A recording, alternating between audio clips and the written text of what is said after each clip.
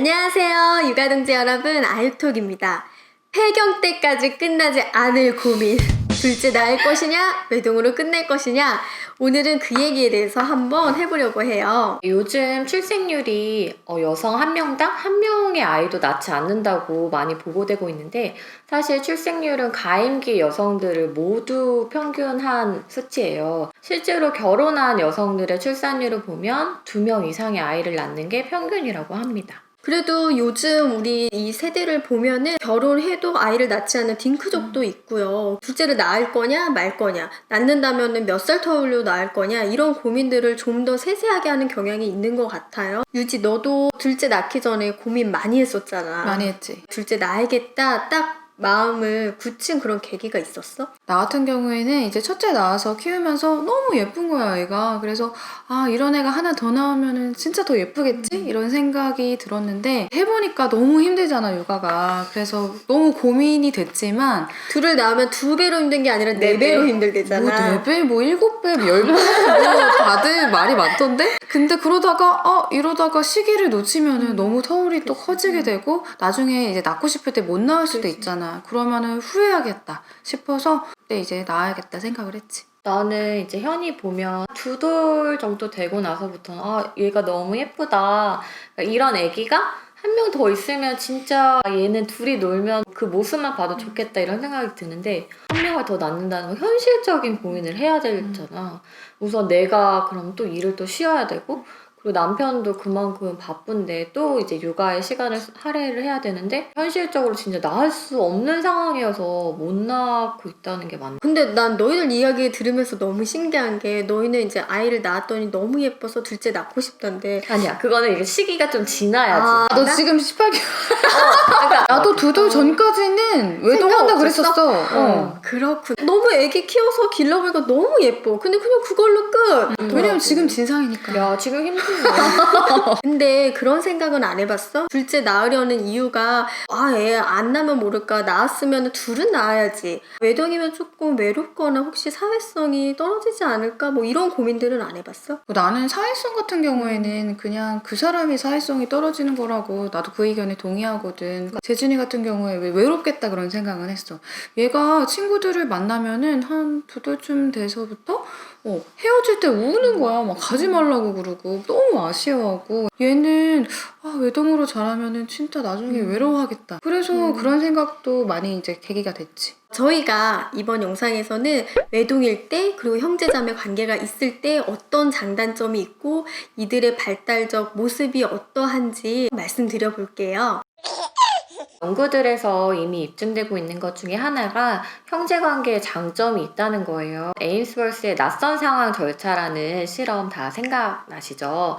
영아들의 애착 유형을 검사하는 절차인데, 이 절차를 조금 바꿔서 어린 영아와 이제 4세의 형제를 같이 두는 거예요. 그 낯선 상황에. 그랬을 때 엄마가 떠나고 난 뒤에 반응을 살펴보니까 어린 영아들이 당연히 스트레스 반응을 보이면서 이제 자연스럽게 자기 형제, 자기 이제 형이나 뭐 오빠 아니면 누나에게 다가가는 모습을 보였다고 합니다. 그리고 4세의 아이들 같은 경우에도 자기 동생을 돌보는 모습을 보이는 거죠. 그런데 이제 4세 아동의 경우에는 엄마와 안정적인 애착을 맺었을 경우에만 동생을 돌보는 행동이 관찰됐다고 합니다. 네, 이런 연구도 있어요. 부부 간의 갈등이 심했을 때 형제 자매 관계의 질이 높으면 이 아이들이 성장하는 데 있어서 보호 요인이 된다는 거죠. 근데 외동 아이들 같은 경우에는 사실 엄마 아빠가 지속적으로 격하게 다투는 모습을 보면 굉장히 고통스럽고 불안한데, 이러한 어떤 감정 처리를 혼자 오롯이 해야 되는 부분들이 있죠. 부모에 대해서 불만, 불평들이 있을 수 있잖아요. 그런 것들 형제자매끼리 서로 같이 막 엄마 아빠 뒷싸움하고 엄마 왜 그래? 이렇게 해소를 해야 되는데, 요 아이들 같은 경우에는 그런 거를 나눌 만한 형제자매가 없다는 거가 조금 어려울 수 있어요. 그런데 형제자매가 있다고 하더라도 관계가 이제 평균하거나 평균 수준만 돼도 부모가 지속적으로 격하게 다투는 장면을 계속 본다면 당연히 정서적으로 좋지 않은 영향을 미친다고 합니다. 그래도 아무래도 외동아이들이 좀 외로움이 있지 않을까? 사실 저도 외동아이들에 대한 편견을 가졌던 사람 중에 하나예요. 그런데 제가 이제 성인이 되어서 외동 아들, 딸로 이제 자라온 사람들을 좀 많이 보기도 했고, 특히 그 중에서 한 명이 바로 저희 남편. 근데 이 사람들이 생각보다 외로워하지 않더라고요. 일본의 교육학자 한 분은 아이가 방 안에 혼자 이렇게 있는 모습을 보면 쓸쓸해 보인다, 외롭다 이렇게 생각하는 건 다분히 성인의 관점에서 그런 것이지, 이 아이는 혼자 있는 상태가 어떻게 보면은 자연스럽고 안정적인 상황이라는 거죠. 형제가 있건 없건 외로울 사람은 외롭고 외롭지 않은 사람은 또 외롭지 않다. 중요한 건 아이가 성인이 되었을 때 믿고 의지할 사람이 있는가라고 이야기를 했는데, 그 말에 저는 굉장히 공감이 되었어요. 맞아요. 주변에 형제가 있다고 해서 꼭 외로움을 느끼지 않는 건 아닌 것 같아요. 형제가 있어서 좋다는 거는 형제관계가 좋을 때만 해당하는 말인 거죠. 그럼에도 불구하고 외동아이라서 겪는 현실적인 외로움들도 있는 것 같아요. 예를 들어서 어릴 때는 놀이터에서 놀 때 형제들끼리 놀면은 외동아이라서 이제 좀 소외돼가지고 외로워하는 경우, 속상해하는 경우도 있고요. 외동아이가 커서 성인이 되었을 때 부모님이 편찮으시다거나 아니면 집안에 대소사가 있을 때 이제 그거를 의논할 형제 자매가 없이 혼자서 자식 역할을 해야 된다는 거, 그런 부분에서 좀 부담을 느끼시는 분들도 많더라고요. 그래서 이런 부분에 있어서는 외동을 선택했다면 좀 극복하고 감내해야 될 부분인 것 같아요. 형제 관계는 인생에 있어서 부모보다도 더 오랜 시간을 함께 하는 관계이기 때문에 굉장히 특별하고 의미 있는 존재죠. 그래서 한 연구를 보면 5년에 가까워진 나이가 되었을 때 이 형제자매 관계의 질이 높으면 높을수록 외로움은 감소하고 안정감, 웰빙은 높아진다, 이렇게 이야기를 하는데, 그 중에서도 특히 자매 관계, 그러니까 형제 관계, 남매 관계도 있을 텐데 자매 관계들이 더 끈끈한 이런 경향을 보인다고 해요. 유동도 언니랑 같이 주변에 살면서 육아동지로 잘 지내는데 되게 부럽더라고요. 결혼하고 나서부터 이런 자매 관계가 되게 빛을 발하는 것 같아요.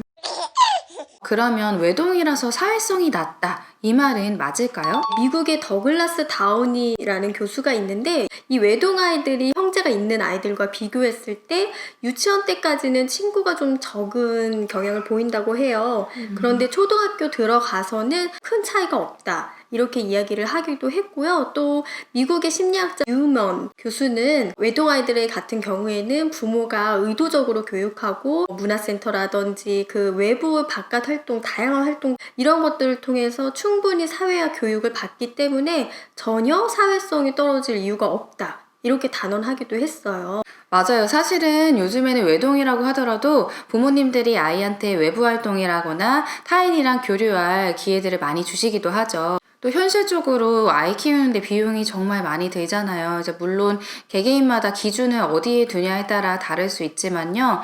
외동이라고 하면 정서적인 지원 그리고 경제적인 지원을 아이에게 마음껏 해줄 수 있다는 점도 외동 아이들의 부모님들이 갖는 장점인 것 같아요. 그러면 형제관계와 사회성은 어떤 관련이 있을까요? 사실 형제자매 관계가 있으면 우리가 사회에 나가서 직접 몸으로 부딪혀서 배워야 되는 사회성과 관련한 기술들, 그런 것들을 어떻게 보면 이 아이들은 그냥 매일 일상적으로 집에서 연습을 하는 거잖아요. 한 연구에서는 부모, 친구, 낯선 사람, 이러한 관계, 어떠한 관계보다도 형제, 자매 관계를 맺는 아이들이 사회적 이해도가 증가했다라고 이야기를 해요. 그런데 이 연구에서 특별하게 주목한 거는 둘째의 사회성 발달인데, 처음에 연구를 시작한 게 이제 둘째들이 2세였을 때였어요. 그런데 이 친구들이 6세가 되었을 때에는 이 사회성이 첫째랑 거의 비슷한 수준에 있더라. 그러면 형제관계가 있으면 무조건 사회성에 도움이 되는가? 그렇지 않죠. 또 형제자매 관계가 보통은 거의 늘 일상적으로 싸운다고 해요. 근데 이렇게 이제 서로 싸우고 화해하고 이런 걸 반복하면서 아이들이 자연스럽게 뭐 갈등 해결 기술도 익히고 사회성 기술을 익혀 나가는 건데, 이 아이들 사이에 힘의 균형이 깨져서 어느 한쪽이 일방적으로 폭언과 폭행을 가하고 어느 한쪽은 그걸 당하고, 이렇게 가해자 피해자의 구도가 되었을 때 굉장히 그 정서적으로 안 좋은 영향을 미치고, 무엇보다도 학교에 들어가서 또래 괴롭힘의 피해자가 될 확률이 높다 이런 연구도 있거든요. 그러니까 이런 경우에는 사실 하등 도움이 안 되는 거죠. 이렇게 형제가 있는 아이들과 외동인 아이들을 비교하는 연구들의 결과는 사실 어떤 게 더 좋다라고 결론을 내기가 굉장히 힘들어요. 형제 관계가 있는 아이들은 평생 형제가 있는 거고 외동 아이들은 어떻게 보면 평생 외동으로 자라온 거잖아요. 이런 케이스 자체를 비교한다는 것 자체가 굉장히 어렵다고 볼 수 있습니다. 결국에 중요한 건 부모가 아이를 어떻게 대하는지 그리고 아이에게 어떤 양육 환경을 제공하는지가 가장 중요하다고 할 수 있습니다. 저는 개인적으로 그렇게 생각해요. 결혼을 하건 안 하건 아이를 하나를 낳건 둘 셋을 낳건 모두가 다 행복하게 살 수 있는 사회가 건강하고 행복한 사회라고 생각을 하거든요. 그래서 누군가의 편견이나 압박에 시달리지 않고 우리 가족한테 가장 좋은 선택이 무엇인지를 생각해서 결정하는 게 최고의 선택이라고 생각합니다. 네, 저희 아육독 채널 아직 구독 안 하셨다면 구독해주시고요. 알람과 좋아요 부탁드립니다. 네, 육아동지 여러분 다음 시간에 또 만나요.